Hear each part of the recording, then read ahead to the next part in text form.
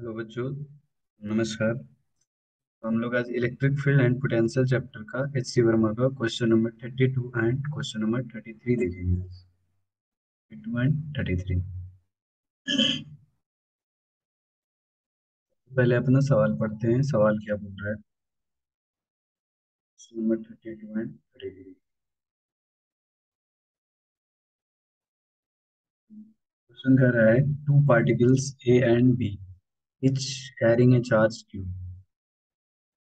are held fixed with a separation d between them. A particle c having mass m and charge q is kept at the middle point of the line AB. दो charge Q Q को D separation पे रखा गया है और उनके बीच का डिस्टेंस डी है। Particle C having mass M and charge Q is kept middle of the line है। एक चार्ज छोटा क्यू एंड मास एम है जो कि मिडिल पे रखा गया है। Middle of the line A B पे रखा गया है। If it is displaced through a distance X perpendicular to line A, अगर ए बी लाइन के परपेंडिकुलर उसे थोड़ा सा डिस्प्लेसमेंट एक्स किया गया है what would be the electric force experienced by it. Electric force कितना एक्सपीरियंस करेगा, पहला सवाल ये निकालना है कि उस पर इलेक्ट्रिक फोर्स टोटल कितना रहेगा।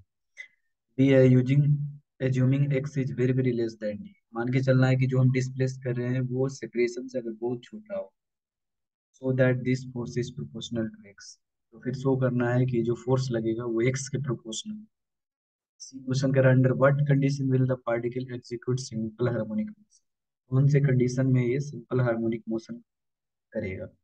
If it is released such a small displacement, find the time period of oscillation। अगर वो सिंपल हार्मोनिक मोशन करेगा तो उसका टाइम पीरियड। बहुत ही बढ़िया सवाल है ये, इसमें 11th और 12th को मिक्स करके चीजों को दिया हुआ है।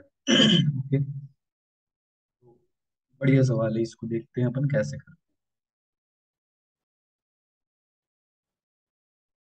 जैसा कि सवाल बोल रहा है, सवाल है दो चार्ज पार्टिकल क्यू, एक और है क्यू, इनको डी डिस्टेंस पे रखा हुआ है। बीच का सेपरेशन कितना है, डी। यहाँ ए है, ये बी। ए पॉइंट पे चार्ज क्यू है, बी पे चार्ज क्यू है, दो चार्ज क्यू रखे हुए हैं। सी पॉइंट पे एक छोटा सा चार्ज क्यू एक और रखा हुआ है जिसका मास है एम। ठीक है, ये हमारा परपेंडिकुलर बाइसेक्टर। कह रहा है, क्या बोल रहा है कि इस चार्ज क्यू को अपन क्या कर रहे हैं, इस लाइन के अलावा ए बी के परपेंडिकुलर डिस्प्लेस कर रहे हैं एक्स डिस्टेंस से। क्या करते हैं, इसको अपन एक्स डिस्टेंस से डिस्प्लेस कर देते हैं। क्यू को यहाँ पे लेके चले जाते हैं। This Q is displaced here, this distance is x by x. This distance is x, displace by x. Now question question कह रहा है बताओ एक्स इस चार्ज पे इलेक्ट्रिक फोर्स कितना लगेगा। इस चार्ज पे इलेक्ट्रिक फोर्स दिखाओ कितना कितना लगेगा। ये लाइन ज्वाइन कर देते हैं क्यू से। क्यू फोर्स लगाएगा रिपल्सिव फोर्स दिस फोर्स, फिर ये क्यू इसको रिपेल करेगा इस डायरेक्शन।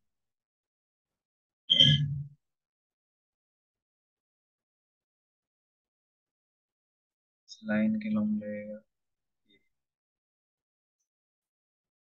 ये वाला डिस्टेंस निकाल सकते हो, ये होगा टोटल डी है, टोटल है डी। ये हाफ कितना होगा, डी बाई, और ये है एक्स, तो ये होगा under root of X square plus D square by 4। X square plus D by 2 whole square. ध्यान से देखो कि ये जो डिस्टेंस है और चार्ज क्यू क्यू है, यहाँ भी डिस्टेंस है उतना ही under root of X square plus D square by 4, और चार्ज है क्यू एंड स्मॉल क्यू। तो दोनों फोर्स इक्वल होंगे या नहीं, बिल्कुल होंगे। ये फोर्स अगर एफ है, ये भी फोर्स एफ होगा। ठीक? ये एंगल अपन मान लेते हैं थीटा। ये एंगल अगर थीटा है तो ये एंगल भी थीटा होगा। ये एंगल थीटा होगा तो ये वाला एंगल थीटा होगा। इस पे दो फोर्स लग रहा है, एक पहले चार्ज के द्वारा लगाया जा रहा है, एक दूसरे चार्ज के द्वारा। इस फोर्स को अगर ब्रेक करोगे तो एक कंपोनेंट इधर आएगा और एक कंपोनेंट वर्टिकल डायरेक्शन में जाएगा, हॉरिजॉन्टल कंपोनेंट एक वर्टिकल। ये वाला कंपोनेंट कितना होगा, जिसके साथ एंगल रहता है उसमें कॉस लगता है, एफ कॉस थीटा। ये कंपोनेंट होगा एफ साइन थीटा। इसी प्रकार से इसको अगर ब्रेक करोगे इस एफ को अगर ब्रेक करोगे तो इसका भी दो कंपोनेंट आएगा, एक हॉरिजॉन्टल डायरेक्शन में, एक वर्टिकल डायरेक्शन। ये वाला कंपोनेंट आएगा एफ साइन थीटा और ये कंपोनेंट जाएगा एफ कॉस थीटा। जब टोटल जोड़ेंगे तो एफ साइन थीटा कट जाएगा, तो नेट फोर्स क्या आएगा? नेट फोर्स आएगा two F cos theta F cos theta plus F cos theta, two F cos theta.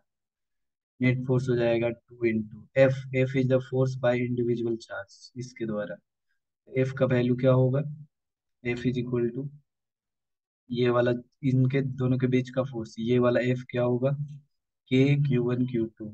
So K Q1 is Q, Q2 is Q by R square, ये वाला distance का whole square, root X square plus T square by four whole square. ये हो जाएगा K Q Q by X square plus T square by four. हो जाएगा K Q Q by X square plus T square by into cos theta. इस right angle triangle में ध्यान से देखो कॉस थीटा क्या होगा, इस राइट एंगल ट्रायंगल में, छोटा वाला राइट एंगल ट्रायंगल, इसमें कॉस थीटा क्या होगा? ये cos theta equal to B, B is X and H is B by H, so X by under root of X square plus T square by four. यहाँ से net force कितना आ जाएगा? Net force is equal to K Q Q X by X square plus T square by four power three by two, यहाँ one power और plus half power three by two. A का value यहाँ रख दोगे, one by four pi epsilon naught two Q Q X by four pi epsilon naught X square plus T square by four to the whole power three by two. Two से two cut गया तो net force कितना आ गया? Q Q X by two pi epsilon naught X square plus T square by four to the power three by. This is your first answer. Question number 8. Question number 8 was asking find the net force on the charge q. So net force will be this in vertically upward direction. Vertical upward direction. Okay. This is question number 8. Now in question number B, what is asking? Question number B, it is saying assume x is very less than d, so that this force is proportional to x. Question number B is asking assume x is very less than, okay. So displacement is very small, right? So here what we will do? So it is asking so that net force is proportional to x, ये show करना है। अगर x is very less than d है, X square plus D Y, इसको क्या कर सकते हैं? X square plus D square by four, X square को डी स्क्वायर बाई फोर की तुलना में नेग्लेक्ट कर देंगे। So if x is very less than d, then x square will be also very less than d square by 4. What I will do, I will write x square plus d square by 4 approximately d square by 4. Okay. So here net force F is equal to q q x by 2 pi epsilon naught.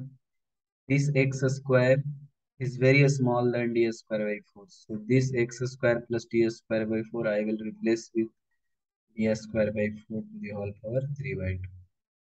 From here net force will be what? Net force will be 4 will be goes out upside, 4 to the power 3 by 2, and 4 to the power 3 by 2 is what? 2 square to the power 3 by 2, so 2 cancel, so 2 into 2 into 2, 8. So it will be 8 q q x by 2 pi epsilon naught e to the power 2 cancel dq. It will be 2 ja 4. So net force is equal to 4 q q x by pi epsilon naught dq. So you can see here very easily. You can see here. You can see here. You can see here. This net force is this something constant into x. Constant into x. Okay, so F is directly proportional to X. Force is proportional to X. Okay, this is question number B. ये ask ये बोला गया है कि दिखाओ कि अगर x बहुत छोटा है तो x अगर बहुत छोटा है तो फोर्स जो है x के प्रोपोर्शनल होगा। Okay, x के प्रोपोर्शनल होगा। क्वेश्चन नंबर, अब अपन चलते हैं क्वेश्चन नंबर सी में। क्वेश्चन नंबर सी क्या बोल रहा है? Under what condition will the particle execute simple harmonic motion? कौन से कंडीशन में simple harmonic motion? Simple harmonic motion का क्या कंडीशन होता है? सिंपल हार्मोनिक मोशन का कंडीशन होता है F directly proportional to minus X. Force displacement के उल्टा डायरेक्शन में लगना चाहिए। लेकिन यहाँ पर क्या हो रहा है, अगर क्यू क्यू दोनों सेम साइन का हो, दोनों अगर पॉजिटिव हैं, तो उस केस में क्या होगा? फोर्स जो है वो जिस डायरेक्शन में डिस्प्लेसमेंट हो रहा है, force is in the direction of displacement displacement. But अगर फोर्स अपोजिट डायरेक्शन में हो जाए, डिस्प्लेसमेंट का अपोजिट डायरेक्शन में हो जाए, तो फिर वो सिंपल हार्मोनिक मोशन हो जाएगा। तो क्या कंडीशन होना चाहिए? Q and Q are of opposite sign. अगर दोनों अपोजिट साइन के होंगे, क्यू और क्यू अगर अपोजिट साइड के होंगे, तो क्या होगा? फोर्स जो लगेगा, ये क्यू है ये क्यू है, ठीक, जो फोर्स इस पे लगेगा, इस पार्टिकल पे जो फोर्स लगेगा इस पे, अगर क्यू अगर अपोजिट साइन का हो, माइनस क्यू मान लो है, नेगेटिव साइन का है, इसमें फोर्स इधर लगेगा और इस पार्टिकल पे फोर्स अट्रैक्ट करेगा दोनों, तो नेट फोर्स क्या आएगा? नेट फोर्स इस डायरेक्शन में आएगा, ये थीटा है ये थीटा है, नेट फोर्स आएगा 2F cos theta in opposite direction of displacement. अगर क्यू और क्यू अपोजिट साइन के हो, तो फिर पार्टिकल क्या करेगा? सिंपल हार्मोनिक मोशन करेगा। इस केस में एफ डायरेक्टली प्रोपोर्शनल टू क्या होगा? Minus x. This case particle will do simple harmonic. अब क्या बोल रहा है? इसी में हमको नेक्स्ट सवाल बोल रहा है, find the time period of simple harmonic motion. अगर ये सिंपल हार्मोनिक मोशन करेगा तो इसका टाइम पीरियड निकालो। तो हमने क्या निकाल लिया है? फोर्स का ये फार्मूला हमने निकाल लिया है। एफ इज इक्वल टू क्या है? यहाँ से फोर्स का ये फार्मूला है 4 Q by pi epsilon naught D square. It is directly proportional to minus X, sorry. F is equal to हमारा क्या है? नेट फोर्स हमारा क्या है यहाँ पे?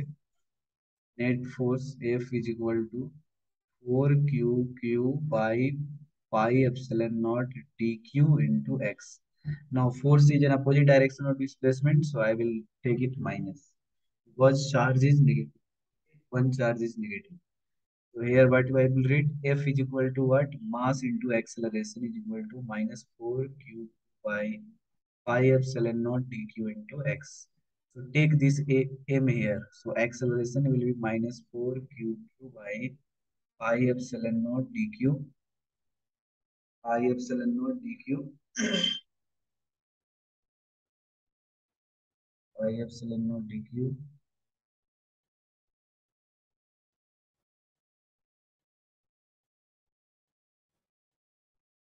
what? Pi epsilon naught dq into x. So compare with a equal to minus omega square x. Condition of simple harmonic motion. Omega square is equal to what? 4 q by pi epsilon naught d. From here you will find omega is equal to under root 4 q by pi epsilon naught d. Therefore, time period will be what? Time period t is equal to 2 pi by omega. So 2 pi by omega. So it will be under root of pi epsilon naught dq by 4q. So take this inside. So it will be 4 pi square into pi epsilon naught dq by 4q. So it will be how much? T is equal to, so implies T is equal to 4 cancelled out. So it will be under root of pi q epsilon naught dq by q. This is the time period of simple harmonic motion. I Q epsilon naught D Q.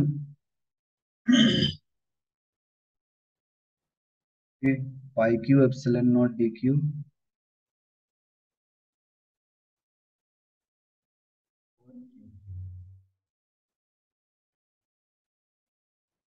Okay, there is some mistake here. Mass here is not included.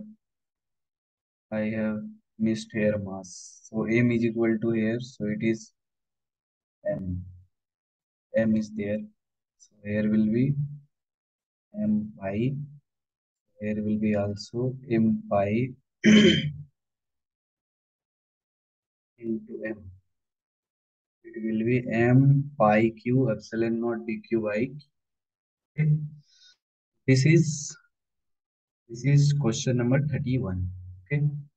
So I think आपको ये solution समझ में आया होगा। बहुत बढ़िया सवाल है, अच्छा सवाल है। तो आपको सॉल्यूशन समझ में आया होगा। अगर इसमें कहीं पे आपको दिक्कत हो तो कमेंट सेक्शन में कमेंट करो, उसको सॉल्व करने की कोशिश करो। और अगर आपको ये वीडियो अगर अच्छा लगे तो वीडियो को शेयर करो, चैनल को सब्सक्राइब करो, ज़्यादा से ज़्यादा बच्चों तक शेयर हो। Okay, thank you for watching.